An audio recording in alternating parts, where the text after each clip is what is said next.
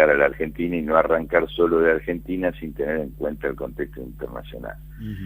Yo creo que estamos viviendo en una etapa del capitalismo.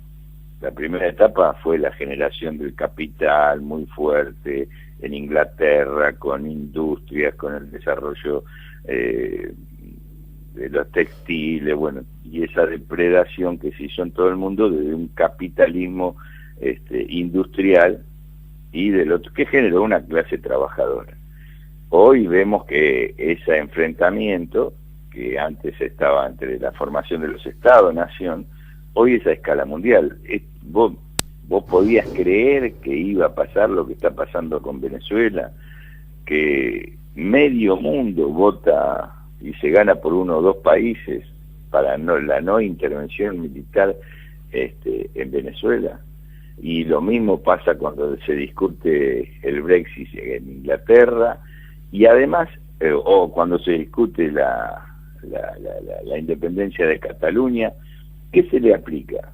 Recordemos, a Cataluña el gobierno de Rajoy mandó la policía para que la gente no pudiera votar, no era que estaban haciendo un ataque militar.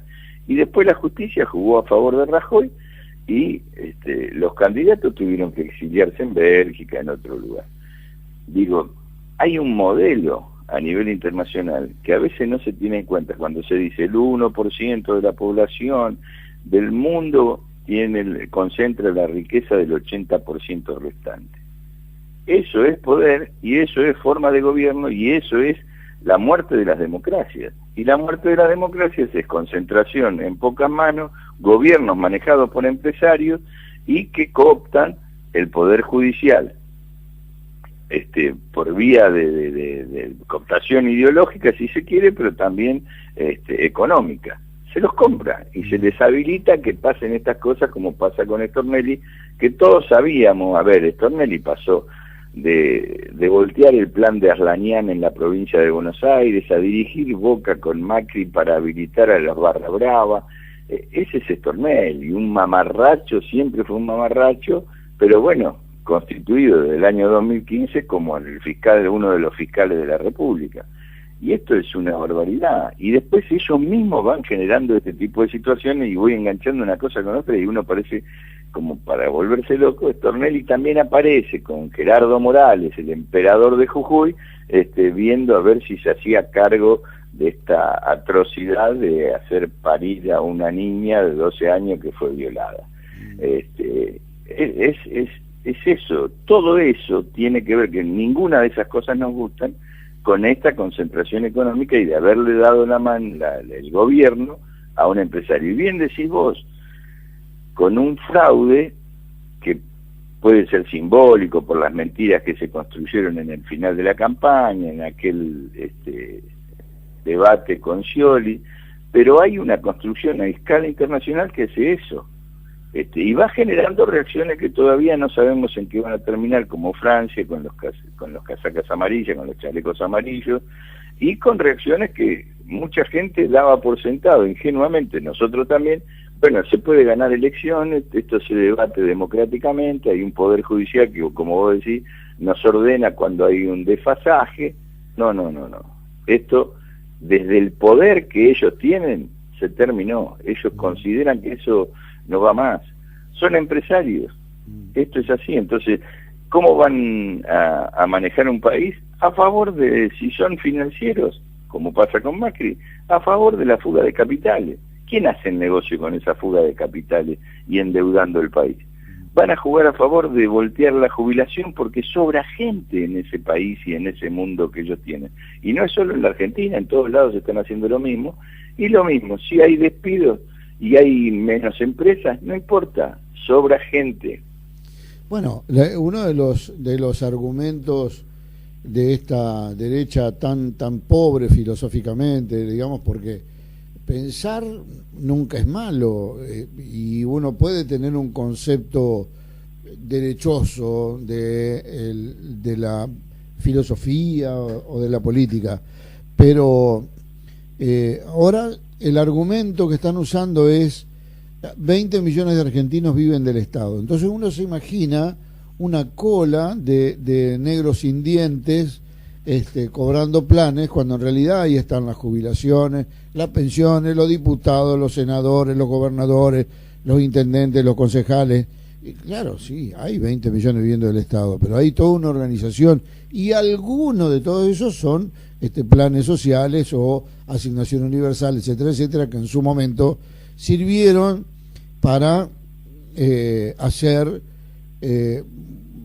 dar vuelta a una historia y demostrarnos que hay otra forma de hacer grande un país trabajando, porque ahora dice, agarrar la pala era el gran concepto, pero resulta que ahora tratan de decirte que hay 20 millones de tipos que viven chupándole la sangre a los pobres trabajadores. En realidad, lo que no quieren es largar la teta a ellos.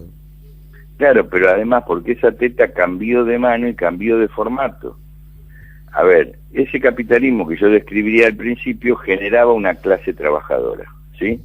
Y entonces ahí se daban las contradicciones y se resolvía y se buscaba un equilibrio cuando no se luchaba por las 8 horas, al final, después de muerte, marcha, movilizaciones, paros y toma de fábricas y de empresas, se conseguían las 8 horas, no te las regalaban. Si fuera por aquellos empresarios, trabajan 24 horas, se mueren, no importa, tomo otro. Y ahí va la cosa. El problema de hoy, que esto hay que pensarlo en profundidad, el capitalismo que gobierna es el capitalismo financiero, que no le importa. A ver, Sancor ya no es más una cooperativa, es una empresa manejada por fondos fiduciarios, por fondos buitre. Cuando Sancor no de más, se van. Y lo mismo está pasando con muchas empresas. Entonces ese capital financiero, que lo único que busca es reproducirse con negocios, con ventas, con cierres, con quiebras también, se enriquece, no genera un sujeto laboral. Es despreciable. Antes, en las teorías marxistas y todo lo demás, había un ejército de reserva para generar la baja de los salarios. No, ahora hay un ejército de reserva que está destinado a la muerte. ¿Ellos qué cuentas sacan? ¿Cuál es el gasto más importante que tiene el Estado? Las jubilaciones. Entonces, ¿qué dice el Fondo Monetario Internacional, que es el brazo económico de este modelo a escala internacional? Y bueno, muchachos, no paguen. El que no paga su jubilación, no le paguen. El que no hizo ahorro de su jubilación, no le paguen. Hay que despedir trabajadores. Bueno, que los trabajadores hagan junto a los empresarios, junten plata para la hora del despido tener una indemnización. Nosotros no queremos pagar más indemnizaciones. ¿Quién está a la cabeza de esto? Los grandes empresarios. ¿Qué es Macri? Un gran empresario nacional que quiere disputar con los otros grandes empresarios ese modelo. Por eso el tipo se pone de ejemplo y hace todas estas atrocidades, como hace Donald Trump, como hacen los otros empresarios. Le hemos dado la manija a los empresarios. Y el empresario, vos fuiste empleado, yo también, los que nos escuchan, algunos han trabajado en el sector privado y todo. ¿Qué le interesa? Tener ganancia. El día que no tiene ganancia se va y dice, bueno, muchachos, tenemos que cerrar la fábrica. Sí, pero nosotros tenemos 20 años, le ayudamos a producir. Muchachos, se terminó. Esa lógica la han llevado al Estado. Eso es lo terrible de esto. Por eso a veces no comprendemos qué significa el Poder Judicial y a veces no entendemos cómo Clarín, La Nación y los grandes diarios, por ejemplo, no difunden lo de Stornelli. Porque están aliados. Y en nosotros somos los que tenemos que difundir toda esta serie de cuestiones, acumular fuerza entre la gente en un mundo que está totalmente dividido en dos.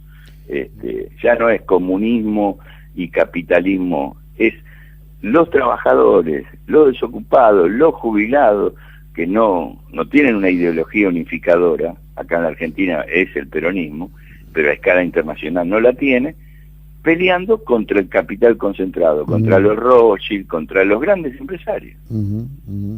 Bueno, el tema es que donde aparece un atisbo de recuperación de ese condimento ideológico, según ellos, que seguramente lo es, entonces empiezan las invasiones, ¿no? Le pasó a los países árabes en busca de petróleo, ahora le toca a Venezuela, y más vale que Bolivia no diga lo que tiene, porque si no también le va a tocar, en tanto y en cuanto sigan beneficiando a ese sector tan despreciable que resultan ser los trabajadores. No, seguro, pero digo, hay que entenderlo en esta lógica de que el empresario quiere ganar más plata, por eso cuando compite con otro lo que quiere es eliminarlo del mercado. Entonces, al eliminar a otro empresario del mercado, lo que perdemos es un empresario, una producción y una gran cantidad de trabajadores. Esa pelea por la concentración que en estos momentos es descarnada a escala internacional. En serio, pensemos lo que vos decías, lo que hicieron con Libia. Gaddafi sería lo que sería, pero era un líder que había instalado a Libia entre los principales países, no solo productores de petróleo, sino de la distribución de la riqueza en Libia. Y estaba entre los 7 países de mejor distribución del ingreso. Hoy está en el puesto 200 y además con un país totalmente destruido, sin ninguna otra justificación que extraerle, y lo mismo hubieran querido hacer con Siria, de no ser por una resistencia importante y además por la defensa que hizo Rusia. Justamente a Bashar al-Assad. Pero además Irak también, Libia, Honduras, que lo sacaron al calzoncillo al presidente en su momento, y que fue el germen de lo que luego pasó en Paraguay, etcétera, etcétera, ¿no? Claro, pero de todas maneras, digo, para no hacer la descripción siempre es descarnada y duele y pareciera que es imposible. Pero la lucha política, cuando se da con racionalidad, y te voy a decir dos ejemplos. Vos sabés que ya vienen las elecciones en La Pampa y en Neuquén. Y toda esta unidad que se habla a nivel nacional y que Macri, Massa y Cristina desde hace 3 años y siempre la misma vuelta, no la estoy desmereciendo, pero sí desvalorizando totalmente el eje y la agenda que nos proponen los medios y el poder. Bueno, en La Pampa se hizo una unidad importante y Macri, el sector de Macri va a salir tercero. O puede salir segundo, pero no puede ganar en La Pampa, pero se unió todo el mundo. En Neuquén hay una unidad entre el PJ, la unidad ciudadana y todo lo demás, y es muy importante que en estos momentos está palo y palo con el MPN y tercero, Cambiemos. Cambiemos no es un partido. Entonces nosotros tenemos que utilizar las herramientas políticas, el tema de la unidad, que la unidad no es solamente entre dirigentes, sino con los sectores sociales, con los medios de comunicación como los nuestros, que dan pelea casi gratuitamente, ofreciéndose. Bueno, todo eso es lo que hay que unir, y cuando eso se une, como La Pampa, como Neuquén, que son los 2 primeros ejemplos que tengo, y por eso no trascienden tanto en los medios, porque ellos no difunden lo que van a perder, y obvio. Pero a nosotros nos tienen que dar ánimo y somos nosotros los que tenemos que promocionar eso. Uno cuando busca analizar estas cosas, en realidad está buscando la salida de esta trampa, que indudablemente yo pensaba mientras hablábamos, sobre todo al principio de la nota, que cualquier solución que no sean elecciones va a dejar la duda acerca de la legitimidad de la próxima gestión. Así como hoy te dicen, no, lo que pasa es que en realidad a De la Rúa lo volteó Duhalde, bueno, todas esas cosas que ensayan ahora como ejercicio de anticipación, no vaya a ser cosa que Mauricio tenga que montar el helicóptero y disparar. El tema es entonces reivindicar la herramienta política como cuestión esencial para dirimir este diferendo que ya no es solo político, como decíamos al principio, Néstor, y además pensar en la otra cuestión. Yo me acuerdo de aquel acto donde estaba Forja, estaba el radicalismo popular, Mempo Giardinelli, Cristina, y alguien más, no me acuerdo quién en la mesa, pero Mempo reivindicó la posibilidad de una nueva constitución, no de reformar la que está, sino una nueva constitución que le dé herramientas verdaderas al pueblo para dirimir en estos casos donde evidentemente tenemos un aparato judicial evidentemente corrupto y al servicio de los poderosos. Yo no quiero que estén a favor mío, quiero que la justicia sea eso, justicia, ¿no?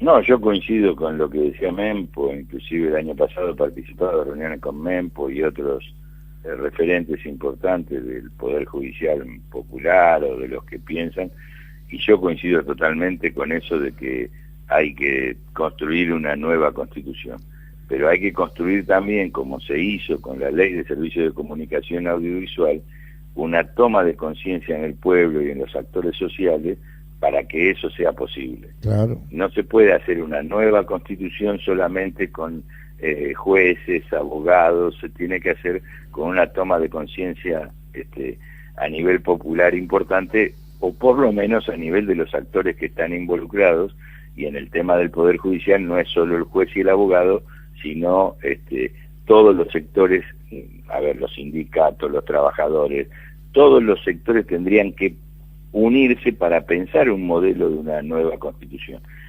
Yo creo que cuando se habla de unidad, si la unidad termina siendo a fondo como tiene que ser, es para volver a la democracia. Claro. La unidad es lograr, y con esto yo no hago ningún distingo, defiendo a todos los que defiendan la democracia, a pesar de que entre algunos de esos haya neoliberales. Lo que no puede haber es el darle la conducción al empresariado para que gobierne el Estado. Esto es imposible. En el término de la política, de los sindicatos, del cooperativismo, de distintos actores sociales, bueno, en ese marco podemos organizar una nueva democracia con una nueva Constitución. Sí, hay un elemento que tenemos que vencer, que es que indudablemente estamos enfermos de personalismo.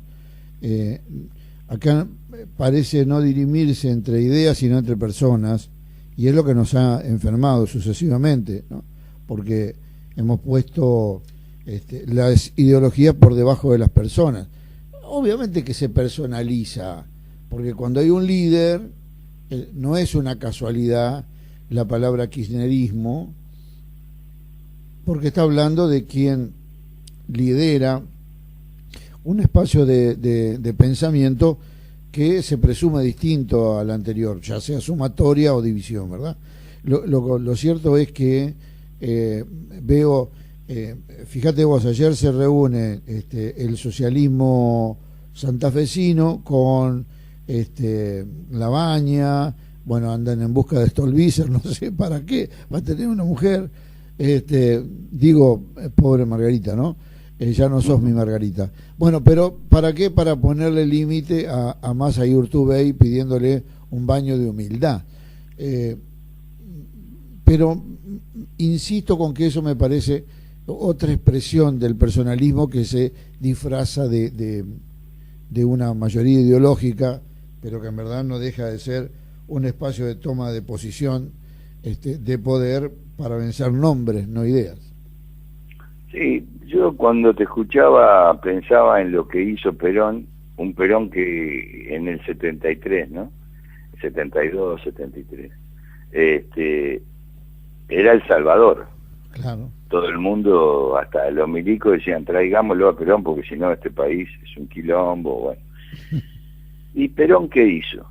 Sabiendo de su edad, sabiendo de su representación y de un montón de cosas más, hizo un encuentro que se llamó el restaurante Nino, donde lo convocó a Alfonsín, a Balbín, a Oscar Allende, convocó a Vicente Solano Lima, convocó a todos y a todos los sectores. Y el discurso de Perón es, llamemos, inclusive a la guerrilla le decía, llamémonos como nos llamemos, si quieren hasta Montonero, Mongo Aurelio, decía él, pero unámonos, porque lo que se viene es muy grande. Él lo estaba viendo desde Europa. Sí, sí. Y lo mismo digo acá, yo te digo, si acá hubiera conciencia, hay que unir desde Lifshitz hasta Cristina Fernández de Kirchner, incluyendo a Duhalde. Todo eso hay que unir, todos los que se consideren que están en el campo nacional, con diferencias, claro, obviamente. Pero fíjate vos, Duhalde, digamos, es un poco auspiciante de la idea del conjunto, pero dice, cuando le preguntan por Cristina, dice no porque divide aguas. No es la última declaración de Duhalde que tengo yo. Bueno, esto es del viernes a la tarde. Pero él tiene una declaración ahí que él habló con Cristina, y eso doy fe, no porque yo haya estado, sino porque tengo compañeros que se lo ha dicho Cristina.